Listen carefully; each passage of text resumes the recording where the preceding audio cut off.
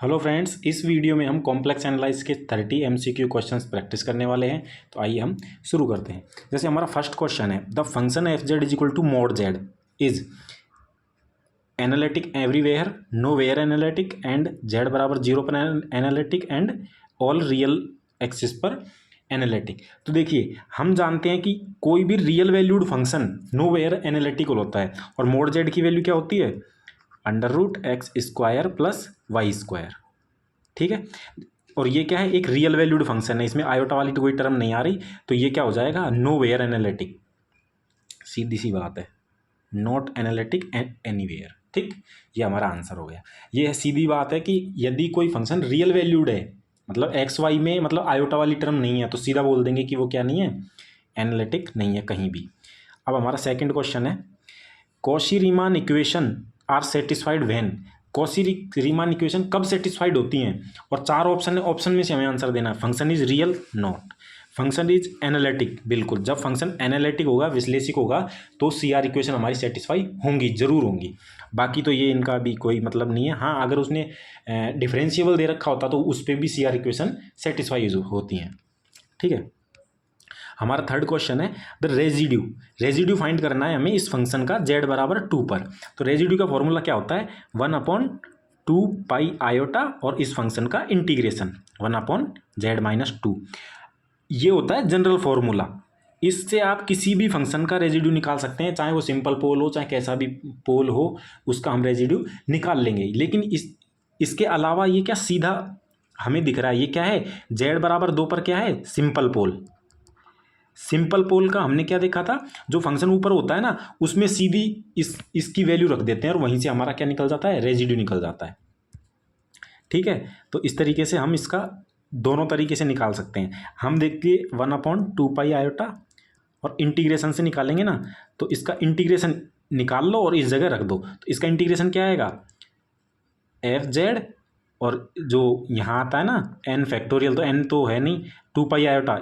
2 पाई iota यहाँ integration होता है, तो ये 2 पाई आयोटा इसमें मल्टीप्लाई होगा, तो 2 पाई आयोटा f(z) क्या आएगा? केवल 1, तो 1। ठीक, इसकी वैल्यू रख दो कहाँ? यहाँ पे रखो। जैसे ही हम यहाँ रखेंगे ना, तो क्या रखेंगे? सॉरी, 2 पाई आयोटा था ही, और इंटीग्रेशन की जगह क्या आएगा हमारा? 2 पाई आयोटा इंटू 1। तो ये 2 पाई आयोटा 2 पाई आयोटा कट के रेजिड्यू क्या आ गया? 1 आ गया हमारा। ठीक है, तो इस तरीके से हो गया। बाकी क्या है? ये हमें पता है सिंपल पोल है। जब ये सिंपल पोल है तो हम क्या करेंगे? सीधा जो, जैसे हमारा फंक्शन क्या है? z-2, और ये सिंपल पोल है, तो ऊपर जो भी फंक्शन है ना, उसमें इस जिस वैल्यू पर है उसको रख दो। तो एक में 2 को रखेंगे तो एक ही तो निकल कर आएगा। कोई मतलब x या y z की कोई टर्म है नहीं, तो 1 ही होगा। तो यही इसका क्या हो जाएगा? रेजिड्यू हो जाएगा। तो ये हमारा आंसर क्या होगा? बी। तो रेजिड्यू क्या? सिंपल पोल का हम डायरेक्ट निकाल लेते हैं। अब देखिए, फंक्शन क्या है? z², फंक्शन क्या है? f(z) equal to z², then f'(z) क्या होगा? 2z। सीधा नॉर्मली इस तरीके से हम कर सकते हैं। बाकी इसका जो डेरिवेटिव हम निकालते हैं ना, तो उसका प्रोसेस एक अलग है। उसमें हम क्या निकालते हैं? f'(z) is equal to limit किसी पॉइंट पर निकालते, z tends to z0, f(z) minus f(z0) upon z-z0 something, इस तरह करके हम निकालते हैं। ठीक है, अब देखो, the function f(z) is equal to real part of z is, देखो f(z) क्या होगा? रियल पार्ट ऑफ z क्या होता है? x plus iota y। Real part of z मतलब ये वाली, ये क्या हो गया? x। ये क्या है? रियल वैल्यूड फंक्शन है, तो नो वेयर एनालिटिक, सीधा बोल देंगे, नॉट एनालिटिक एनीवेयर। ठीक है, बाकी हम क्या करते हैं? सबसे पहले सी आर इक्वेशन को सेटिस्फाई करवाते हैं। अगर C R equation not satisfied तो हम सीधा कह देंगे नो वेयर एनालिटिक, और यदि उस पॉइंट पर अगर पूछ रहा है तो, और यदि सी आर इक्वेशन सेटिस्फाई कर जाती हैं, फिर हमारे अलग अलग टेस्ट लगते हैं। ठीक है, अब सिक्स्थ क्वेश्चन है कि the singularity of f(z) is equal to z² plus 1 at z बराबर आयोटा। सिंगुलरिटी कैसी है? असेंशियल है, सिंपल है, रिमूवेबल है, डबल पोल है? तो देखो, फंक्शन क्या है? 1/z² plus 1। ठीक है, तो इसको हम कैसे लिख सकते हैं? 1/z माइनस आयोटा और z प्लस आयोटा।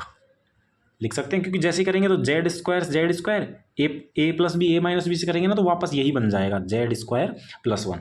अब देखो तो इसमें देखो आयोटा हम यहाँ रखेंगे, इसमें आयोटा रखेंगे तो ये क्या बन जाएगा, इन्फिनिटी कर देगा इसको, क्योंकि जीरो बन जाएगा नीचे तो वो इन्फिनिटी कर देगा, तो ये क्या हो जाएगा हमारा पोल हो गया। लेकिन अब क्या है, पोल तो हो गया लेकिन सीधा पोल नहीं दे रखा, या तो सिंपल है पोल या डबल है पोल। तो सिंपल पोल चेक करने के लिए क्या होता है, पोल किस तरह का है इसको चेक करने के लिए हम क्या करते हैं, हमारे पास क्या है, हमारे पास फॉर्मूला होता है कि लिमिट जेड टेंस टू कौन सा पॉइंट है, आयोटा, जेड माइनस आयोटा की पावर, मतलब मान ली पहले एक पावर लेंगे फिर 2 लेंगे फिर 3 लेंगे, जिस पर नॉट इक्वल टू 0 आ जाए वही हमारा ऑर्डर हो जाएगा 1/Z + आयोटा और Z माइनस आयोटा। अब देखो ये 1 पावर लगाई हमने, इससे ये कट हो, सॉरी इससे ये वाला कट होगा, ठीक है। अब क्या Z की जगह Z टेंस टू आयोटा रखना है, तो यहाँ क्या होगा आयोटा प्लस आयोटा, तो ये क्या होगा 1/2 iota which is not equal to 0। तो पावर 1 करने पर ही क्या आ गया नॉट इक्वल टू 0, तो ये हमारा सिंपल पोल हो जाएगा, ठीक है। यदि मान लीजिए इस पर ये इक्वल टू 0 आ जाता, यहाँ हम पावर 2 करते फिर नॉट इक्वल टू 0 आता तो फिर उसको डबल पोल बोलते, ठीक है। तो ये हमारा सिंपल पोल आंसर हो जाएगा। एक ना पेन थोड़ा मोटा है, ये ठीक रहेगा, ठीक है। अब देखिए द वैल्यू ऑफ इंटीग्रेशन की वैल्यू हमसे पूछिए z बराबर और ये कर्व हमें ये दे रखा है, ठीक है। देखो mod z = 1, मतलब ये सर्कल कैसा है, ऐसा सर्कल है, एक है, और ये देखो इंटीग्रेशन है 1/z, तो z क्या है 0 पर ये वैल्यू हमें मिल रही है, और 0 कहाँ है अंदर, ये 0 पर अनडिफाइन हो रहा है ना, तो एक पॉइंट हमें 0 इस कर्व के अंदर मिल गया। जब पॉइंट हमें कर्व के अंदर मिल गया तो हम लगाएंगे कॉसी फॉर्मूला। कॉसी फॉर्मूला क्या बोलता है कि f(z0) = 1/2 पाई आयोटा इंटीग्रेशन 1/z, ठीक। यहाँ f(z) होता है, f(z) क्या है यहाँ 1 है, ठीक है, ये 1 है, तो यहाँ क्या आ जाएगा 1 और ये 2 पाई आयोटा यहाँ मल्टीप्लाई हो जाएगा f(z) से, तो क्या आ जाएगा हमारा आंसर 2 पाई आयोटा, ठीक।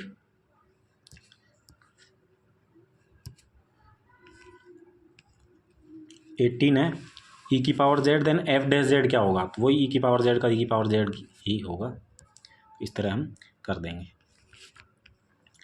The expression 1/1 - z valid for, अच्छा एक्सपांशन करना है, सॉरी प्रसार क्या होगा इसका, देखो इसका करना है, ये क्या है 1/1 - z है, ये क्या बनेगा 1 - z की पावर -1, और हमें पता है 1 - x की पावर -1 को कैसे खोलते हैं हम, 1 + x + x² + x³ ऐसे खोलते जाते हैं। तो यहाँ कौन सा बन रहा है, यहाँ a बन रहा है, ये a हमारा आंसर हो जाएगा, ठीक है। अब देखिए रेजिड्यू हमसे पूछा है और फंक्शन दिया गया है e⁻z/z, ठीक है। तो रेजिड्यू क्या होता है, अब ये भी देखो z बराबर 0 पर क्या है सिंपल पोल बन रहा है ना, क्योंकि क्या करेंगे limit z tends to 0 z - 0 करेंगे, तो ये z - 0 की पावर 1 पर ही क्या हो रहा है, इससे ये कट गया, z0 रखेंगे तो ये क्या आ गया 1 आ गया, which is not equal to 0। तो ये सिंपल पोल है। जब सिंपल पोल होता है तो हम क्या करते हैं, जो ऊपर होता है ना उसमें सीधा उसकी वैल्यू रख देते हैं, इसको रख दो e⁻z e⁻0 बराबर 1, तो ये हमारा रेजिड्यू क्या आ जाएगा 1 आ जाएगा। बाकी हम उससे इंटीग्रेशन से भी कर सकते हैं। इंटीग्रेशन से कैसे करेंगे 1/2 पाई आयोटा और इंटीग्रेशन ऑफ e⁻z/z।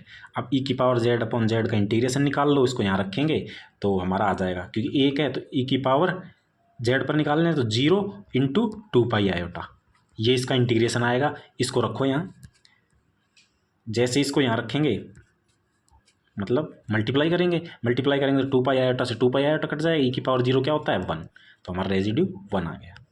दोनों तरीके से निकाल सकते हैं।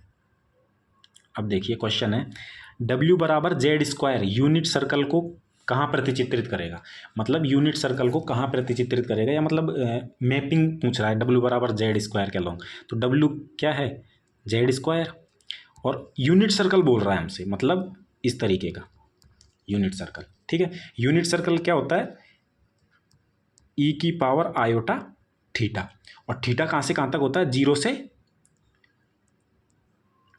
2 पाई, ठीक है। ये होता है यूनिट सर्कल, ई की पावर आयोटा थीटा। ई की पावर आयोटा थीटा को यहाँ रख दो, डब्ल्यू बराबर ई की पावर आयोटा, सॉरी डब्ल्यू बराबर जेड स्क्वायर है ना, ये डब्ल्यू बराबर आयोटा 2 थीटा हो जाएगा। अब ये क्या है, ये भी तो देखो, इसका भी रेडियस क्या हो जाएगी, 1 ही तो हो जाएगी, 1 रेडियस हो जाएगी, ई की पावर आयोटा थीटा और 2 थीटा एक बड़ा एंगल बना देगा बस।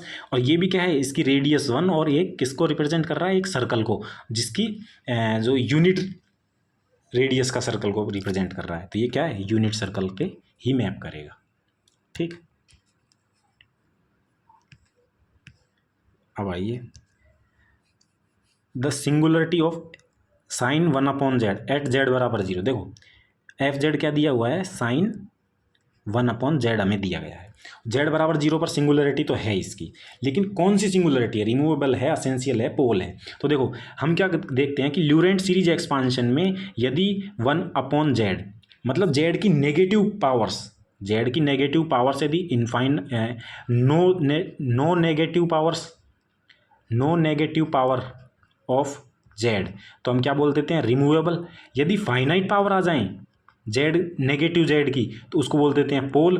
और यदि इनफाइनाइट पावर आ जाए नेगेटिव जेड की, तो उसको बोल देते हैं असेंशियल, ठीक है। अब जब साइन एक्स को हम खोलते हैं तो देखो वो कैसे खुलता है, एक्स की पावर आप बढ़ती जाती है ना, यहाँ 1/z है, सॉरी यहाँ 1/z है, तो 1/z का होगा, फिर उसका साइन कैसे खुलता है, sine x square minus x4, even या ऑड पावर जो भी साइन या कोज में देख लें, जो भी आएंगी, लेकिन जो भी पावर आएंगी उसमें जो आगे बढ़ता जाता है ना, तो 1/z जो जेड की नेगेटिव पावर्स, नेगेटिव टर्म्स हैं, वो इनफाइनाइट नेगेटिव टर्म्स होती हैं। तो ये क्या हो जाएगा, असेंशियल सिंगुलरिटी हमारी हो जाएगी, ठीक है। अब देखिए 13, कॉसी का जो इंटीग्रल फॉर्मूला होता है वो कहाँ वैलिड होता है। कॉसिस से पहले ये बोलता है एक संवृत जो कंटूर होता है उसके अंदर वो क्या होना चाहिए, एनालिटिकल होना चाहिए। तो देखो एनालिटिकल इनसाइड कंटूर, उसके ऊपर या उसके अंदर, तथा उसके अंदर एनालिटिकल हो, तब वो कॉसी फॉर्मूला हमारा काम करता है। अब देखिए ये आ गई मैक्सिमम मॉड्यूलस थ्योरम, ठीक है। मैक्सिमम मॉड्यूलस थ्योरम क्या कहती है, एफ जेड का जो मैक्सिमम मान होता है, मैक्सिमम मान हमेशा बाउंड्री पर होता है, कि केवल ये कहता है ये, तो सीधा हम आंसर इसको दे देंगे। आइए 15 है कि function F Z is equal to 1/z has singularity. ये कहाँ पर सिंगुलरिटी रख रहा है, अब 1/z है तो ये 0 पर ही तो सिंगुलरिटी रखेगा, तभी तो ये इनफाइनाइट और अनडिफाइन होगा। तो ये z बराबर 0 पर सिंगुलरिटी रख रहा है। अब आइए हमारे पास है 16, एक फंक्शन जो सब जगह एनालिटिकल हो उसको एंटायर फंक्शन बोलते हैं, सीधी डेफिनेशन है। अब देखो क्या है, 1/z का z बराबर 0 पर ल्यूरेंट सीरीज एक्सपांशन। ल्यूरेंट सीरीज एक्सपांशन में क्या होता है कि कुछ टर्म्स तो आती हैं पॉजिटिव z की, कुछ टर्म्स आती हैं नेगेटिव z की। तो इसमें तो ऑलरेडी नेगेटिव z की टर्म्स हैं, तो इसका और क्या एक्सपांशन करेंगे, यही इसका एक्सपांशन हो जाएगा। अब आता है 18 क्या बोलता है कि u इज इक्वल टू ये और v इज इक्वल टू ये दिया हुआ है, तो एफ जेड हमारा क्या होगा। ये एक ऐसा क्वेश्चन आना के चांस कम है, लेकिन केवल u दे देगा और एफ जेड हमसे पूछ लेगा, उस तरीके के चांस ज़्यादा हैं हमारे, ठीक है। तो देखो u दे दिया, v दे दिया, तो u की जगह u रखो, v की जगह v रखो X square minus Y square plus iota 2xy, ठीक है। तो ये क्या होगा, एक्स माइनस आयोटा वाई का अगर हम स्क्वायर कर दें तो बन जाएगा ये एक्स प्लस आयोटा वाई का स्क्वायर करो, हाँ अब बन गया। देखो X square plus Y square करेंगे तो क्या होगा, माइनस वाई स्क्वायर बनेगा यहाँ से, प्लस 2 आयोटा एक्स वाई इस तरह बनेगा। तो ये क्या है, जेड का स्क्वायर ही तो है, तो ये हमारा और एनालिटिक भी हमसे साथ में पूछ रहा है, तो एनालिटिक के लिए क्या होगा, इसकी ये हमें सी आर इक्वेशन सेटिस्फाई करना चाहिए। तो सी आर इक्वेशन सेटिस्फाई करेगा यू एक्स बराबर वी वाई और यू वाई बराबर माइनस वी एक्स। तो इस तरीके से ये हमारा सी आर इक्वेशन भी सेटिस्फाई कर देगा। और जब सी आर इक्वेशन सेटिस्फाई करेगा तो ये क्या है, पॉलिनोमियल तो हैं ही, इनका जो डेरिवेटिव करेंगे वो भी क्या आएगा, कंटिन्यूअस आएगा। क्योंकि जो हमारे एनालिटिक की कंडीशन होती है, एनालिटिक की कंडीशन ये होती है कि एक तो सी आर इक्वेशन सेटिस्फाई करना चाहिए पहला, एंड जो हम यू एक्स यू वाई और वी एक्स और वी वाई निकालेंगे ना, ये चारों कंटिन्यूअस होने चाहिए। तो वो हम क्या कह देंगे, वो एनालिटिकल है। तो ये सीधे सीधे एनालिटिकल हम बता पाएंगे। Jordan lemma is useful in evaluating real definite integral में काम आता है। और ये जॉर्डन लेमा क्या होता है कि कोई जो हाफ सर्कल या सेमी सर्कल जो होता है ना, उस पर ये एक जो इंटीग्रेशन की वैल्यू को फाइंड करने के लिए ये काम आता है, ठीक है। और ये टेंस टू जीरो के टाइप में कुछ होता है। देखिए 20 द सिंगुलरिटी जेड बराबर zero of cos Z upon Z is, अभी असेंशियल है, रिमूवेबल पोल है, क्या है देखो, कोस जेड अपॉन जेड। अब जेड जैसे ही हम जीरो रखेंगे तो ये इन्फिनिटी बनेगा ना, तो ये पोल है, सीधा पोल हो गया। अब पोल तो हो गया ये, लेकिन क्या है, जेड माइनस जीरो की पावर 1 करेंगे और limit Z tends to zero, तो इस जेड से ये जेड कट जाएगा और ये नॉट इक्वल टू जीरो आ जाएगा। तो ये क्या हो गया, सिंपल पोल हो गया, ए की पावर पे हमारा नॉट इक्वल टू जीरो हो गया, तो ये क्या हो जाएगा, सिंपल पोल। 21 है रेजिड्यू प्रमेय। रेजिड्यू थ्योरम जो है वो किससे रिलेटेड है, जो रेजिड्यू थ्योरम क्या बोलती है कि किसी भी जो कोई भी इंटीग्रेशन होता है ना, वो 2 पाई आयोटा और जिन जिन पॉइंट और सभी पॉइंट पर रेजिड्यू निकाल लो, उनका सम। जैसे रेजिड्यू मान लो कि जेड नॉट पर रेजिड्यू निकाल लो प्लस जेड वन पर प्लस जेड थ्री, जितने पॉइंट्स पर रेजिड्यू निकल रहा है उनका योग कर दो और 2 पाई आयोटा से मल्टीप्लाई कर दो, तो ये हमारा क्या आ जाएगा, पूरा इंटीग्रेशन की वैल्यू आ जाएगी, ठीक। तो यही हमारा क्या है, ये क्या है, इंटीग्रल एंड रेजिड्यू, इन दोनों को रिलेट करता है ये, ठीक। अब है हमारे पास अभिसरण, या मतलब रेडियस ऑफ कन्वर्जेंस पूछ रहा है हमसे। तो रेडियस ऑफ कन्वर्जेंस क्या होता है कि जो आर होता है ना, वो इस तरह निकलता है, radius of convergence is equal to U N upon U N plus one. तो यू एन क्या है यहाँ, 1 अपॉन एन फैक्टोरियल निकलेगा यहाँ से, ठीक है। जेड की पावर जो एन है उसको छोड़ देते हैं, तो वह क्या बचेगा, 1 अपॉन एन फैक्टोरियल बचेगा ना। तो रखो 1 upon N factorial upon 1 upon वो एन प्लस 1 फैक्टोरियल। तो ये ऊपर जाएगा और ये नीचे रह जाएगा, तो आगे क्या बन जाएगा, ये N plus 1 factorial upon N factorial. तो n प्लस 1 फैक्टोरियल, तो n प्लस 1 बचेगा, जैसे फैक्टोरियल हटाएंगे और n फैक्टोरियल बच जाएगा आगे, ठीक है। n फैक्टोरियल से n फैक्टोरियल कटेगा, ऊपर बच गया n प्लस 1, और यहाँ होती है limit n tends to infinity. जैसे इन्फिनिटी लगाएंगे इस पर, अब ये बच गया, तो ये क्या मिलेगा, हमें इन्फिनिटी ही मिलेगा, ठीक है। तो हमारा आंसर ये हो जाएगा। 23 क्वेश्चन है, log z मल्टीवैल्यूड होता है, क्यों होता है, क्योंकि देखो log z की वैल्यू क्या होती है, log z is equal to log इसका मापांक प्लस होता है माइनस होता है, प्लस आयोटा आर्ग्यूमेंट, इसका आर्ग्यूमेंट। और आर्ग्यूमेंट में क्या होता है, ये प्लस थीटा प्लस 2n पाई होता है ये, ठीक है। जैसे ये होता है ना, तो ये देखो n की 1 2 3 रखते जाएंगे, अलग अलग वैल्यूज मिलती जाएंगी, तो जिसका आर्ग्यूमेंट होता है ना, वो क्या होता है, मैनी वैल्यूज रखता है, तो इसलिए ये क्या होता है, मल्टी वैल्यूड फंक्शन होता है, ठीक है। 25 है कि 1 अपॉन जेड स्क्वायर का ध्रुव है, वो किस ऑर्डर का है, ठीक है। देखो वही बात, क्या बार बार वही, जेड स्क्वायर है। अब जैसे जेड माइनस जीरो करेंगे 1, limit Z tends to zero, देखो 1 से 1 ही कटेगा, नीचे जेड बच गया, जीरो रखेंगे वापस इन्फिनिटी हो गया, नहीं, तो हम जेड माइनस जीरो की पावर 2 करेंगे ना, और तो इससे ये कट के फिर limit Z tends to zero क्या होगा, 1 होगा, which is not equal to zero, तो ये 2 ऑर्डर का हो जाएगा हमारा, और वैसे दिख भी रहा है, मतलब देख के भी बता देते हैं। लेकिन कभी ये मत कर देना कि जैसे sine Z upon Z square, ये जेड बराबर 0 पर पोल तो रख रहा है, लेकिन किस ऑर्डर का पोल है ये, समझ रहे हो आप? देखो मैं बताऊँ आपको, ठीक, जैसे ये है। अब हम क्या करेंगे, जेड माइनस 0 की power 1 limit Z tends to 0, इस तरह करेंगे। तो देखो ये एक जेड से एक जेड कटेगा, कट गया।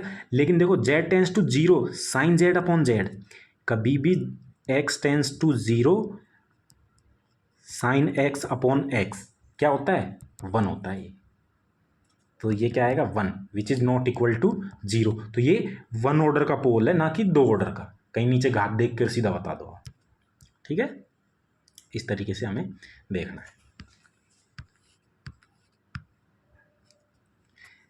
u हमें दिया हुआ है u X Y is equal to X, तो हार्मोनिक कंजुगेट हमसे पूछा गया है। तो हार्मोनिक कंजुगेट या तो ऑप्शन से निकाल लो, आप ऑप्शन से ही निकाल लो ना। तो यू एक्स बराबर वी वाई होना चाहिए। तो इसका हम u क्या है हमारे पास x, तो यू एक्स क्या होगा 1, और वी वाई इसमें से कौन सा y चुने हम कि हमें उसका y के रेस्पेक्ट में हम डेरिवेटिव करें और 1 मिल जाए। तो देखो इसमें से ऑप्शन ए उठाएंगे तो उसका मिल रहा है, ऑप्शन 2 उठाएंगे तो उसका -1 मिल रहा है, जो हम नहीं ले सकते, और इसका उठाएंगे तो पता नहीं क्या ही आएगा, 0 का 0 आएगा।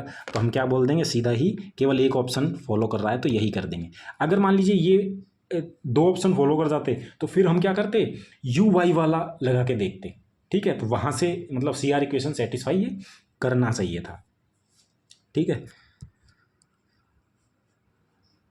और बाकी सी आर इक्वेशन सेटिस्फाई करेगा। और हम कैसे निकालते हैं इसको, जैसे हम मान लीजिए यू एक्स निकालते हैं तो वो क्या आएगा 1, उसको लिखेंगे वी वाई के। अब इसका क्या करेंगे, वाई के रेस्पेक्ट में इंटीग्रेशन करेंगे, तो यहाँ आएगा वाई, ये वी बचेगा प्लस समथिंग कुछ वो फंक्शन, तो हम यहीं से ही बोल देते हैं अधिकतर। तो बाकी और भी कैलकुलेशन करके इस जो हमें ये सी मिलता है ना, इसको बाकी और कैलकुलेशन करके हटाते हैं, इसको हटाने के बाद आता है, तो हमारा ये आंसर हो जाएगा।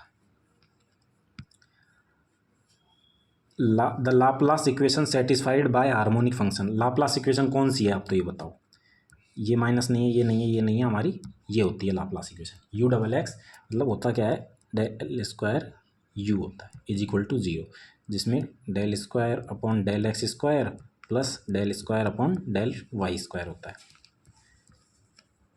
ठीक। अब आता है 28 क्या है, F Z is equal to 1 upon Z minus 1 का स्क्वायर। तो ये पोल का ऑर्डर पूछा है, तो ये तो क्या है 2 ऑर्डर का है, सीधा दिख रहा है, क्योंकि इंटीग्रेशन वगैरह कुछ हम कर नहीं रहे। F Z is equal to Z bar, then F Z क्या है, एनालिटिक या नो वेर एनालिटिक। अब देखो ये फंक्शन क्या है, जेड में दे दिया हमें, अब क्या है एक्स और वाई में नहीं है, यू प्लस आयोटा वी में नहीं है, तो हमारी सी आर इक्वेशन भी अब चेंज हो जाएंगी। तो सी आर इक्वेशन जेड वाले फंक्शंस के लिए क्या होती है, del F upon del Z bar is equal to 0। तो सबसे पहले तो हम एनालिटिसिटी देखनी है ना हमें, तो हम इसमें फंक्शन को सेट करके देखेंगे। तो इसमें जैसे ही हम रखेंगे del Z bar upon del Z bar क्या आएगा 1, which is not equal to 0। C R equation ही सेटिस्फाई नहीं हो रही हैं, जब सी आर इक्वेशन ही सेटिस्फाई नहीं हो रही हैं तो नो वेयर एनालिटिकल इसको बोल देंगे, नॉट एनालिटिकल एनीवेयर, ये हमारा आंसर हो जाएगा। हाँ अगर ये क्या होता, यहाँ से सी आर इक्वेशन सेटिस्फाई हो जाती तो फिर हम क्या करते, इस जेड को एक्स और वाई में क्या करते, कन्वर्ट करते, या फिर ये कोई पॉलिनोमियल होता तो इसको सीधा देख के हम कहते, कुछ मतलब ऐसे साइन जेड कोस जेड ई की पावर जेड होते तो सीधा हम एनालिटिकल उसको बोल देते, क्योंकि जो एंटायर जो फंक्शन होते हैं वो कुछ फंक्शनों का हमको हमें पता होता है। जैसे क्या होता है, जैसे ट्रिग्नोमेट्री फंक्शन साइन जेड कोस जेड टेन जेड, ये सब एनालिटिकल होते हैं, ई की पावर जेड एनालिटिकल होता है। और फिर क्या होता है, इनके जो कंपोजिशन आएंगे ना सभी, कैसे साइन ई की पावर जेड, ये भी एवरीवेयर एनालिटिक मतलब एंटायर फंक्शन होते हैं। तो इस तरह कंपोजिशन भी इनके एंटायर हो जाते हैं। यदि कोई पॉलिनोमियल है जैसे Z cube plus 2z plus 3, ये भी एंटायर फंक्शन है, मतलब एवरीवेयर एनालिटिकल है। अब देखिए ई की power 1 upon Z at Z बराबर 0 पर सिंगुलरिटी है, ई की पावर 1 अपॉन जेड है। अब ठीक है, अब इस पर देखो हम अभी क्या लगाएंगे,